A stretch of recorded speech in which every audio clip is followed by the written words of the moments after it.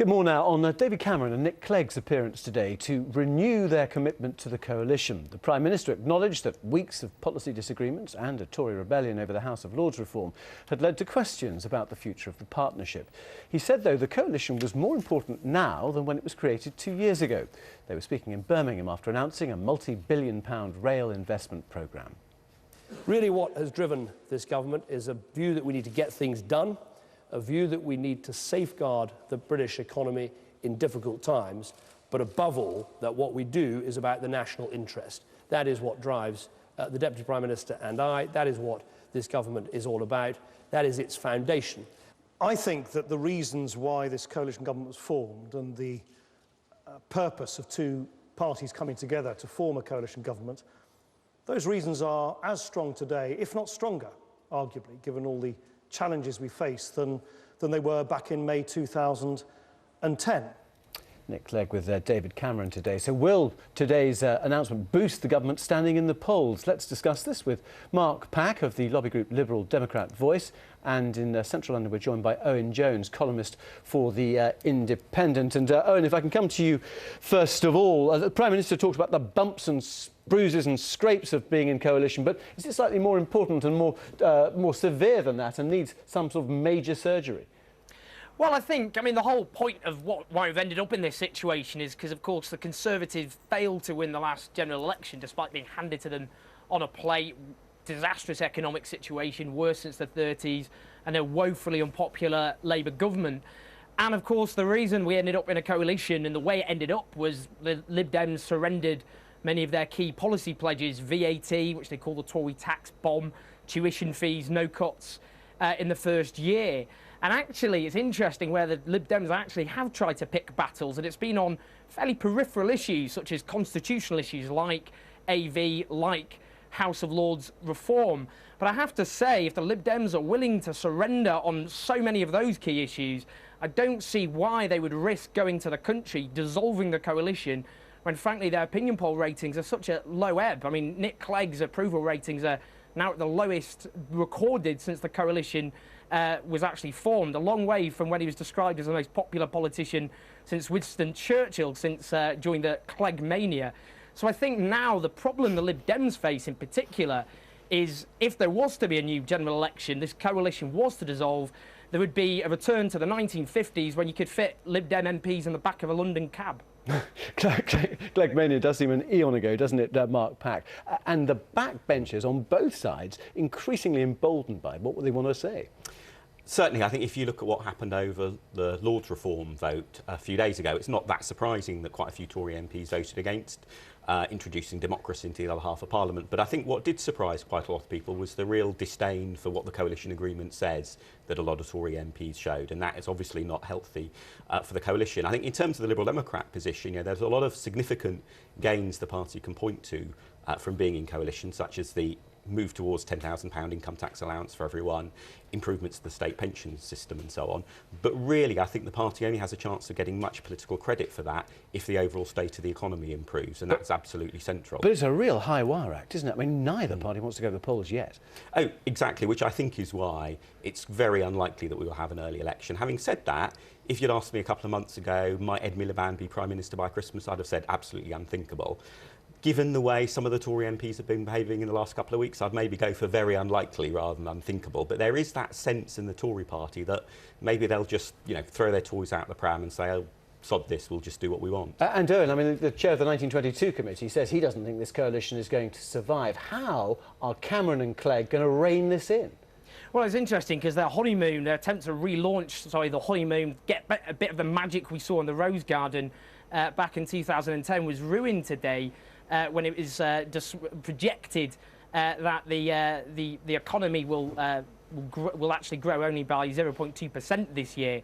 In fact, those predictions have been slashed more than any other developed country. And the main problem the coalition faces, we're going through the biggest sustained drop in living standards since the early 1920s. The Resolution Foundation projects that in 2016, the average Briton will be worse off than at the turn of the millennium. But the problem the Lib Dems face is this, really. Mark talks about even the pledges which he thinks have been actually fulfilled by the Lib Dems. He refers to the 10,000 rise towards the 10,000 tax threshold. That's more than wiped out by the rise in VAT, tax slashes to working tax credits, real-time cuts to council tax benefits, for example.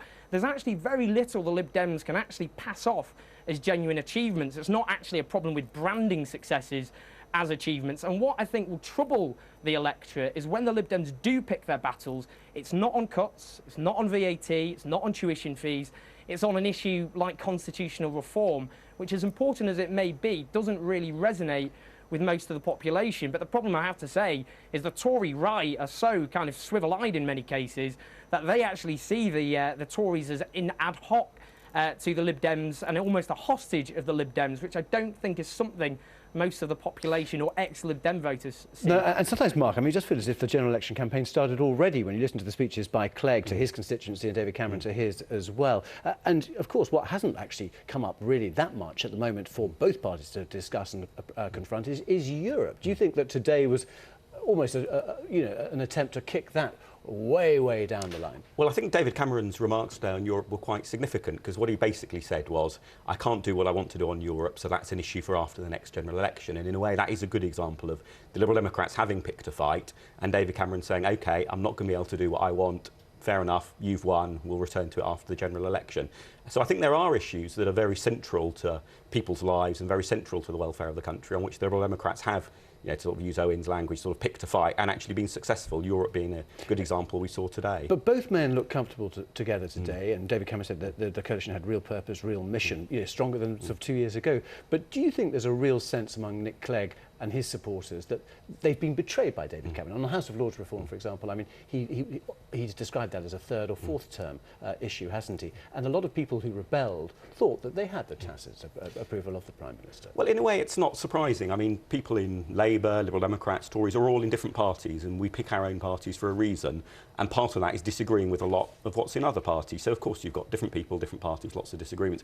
I think what we do see repeatedly from Cameron and Clegg is an understanding that if in coalition, you have to at least be able to get on with each other in a reasonably civil, grown-up, adult manner, which should, you might think, go without saying. But when you look at a lot of the way Brownites and Blairites treated each other under the last Labour government, the irony is that with the coalition we actually have senior figures treating each other a little bit more sensibly, and that's clearly good in terms of trying to run the government well. This is the problem, isn't it? Because actually the Tory Wets, arguably in the early 1980s, gave Thatcher more hassle than the Lib Dems have given the Tories in coalition. And I think one of the main problems, and I'd be interested to see what you think about this and your Lib Dem colleagues, is the Tories don't seem to realise that they didn't actually win the last general election and are yet behaving as though they did and are actually pushing forward policies, for example, the attempted privatisation or laying the foundations for the privatisation of the NHS, which they never put to the electorate, but they're pushing policies which actually, frankly, belong on the hard right of the Tory party, and yet they are in coalition with the Lib Dems, who haven't put up a fight on those key fundamental issues, but are willing to make a bit of a noise over something like House of Lords reform. And just a final thought, we're expecting a reshuffle probably in September. That seems to be the month it's going to happen. It's 50 years since Harold Macmillan's Night of the Long Knives.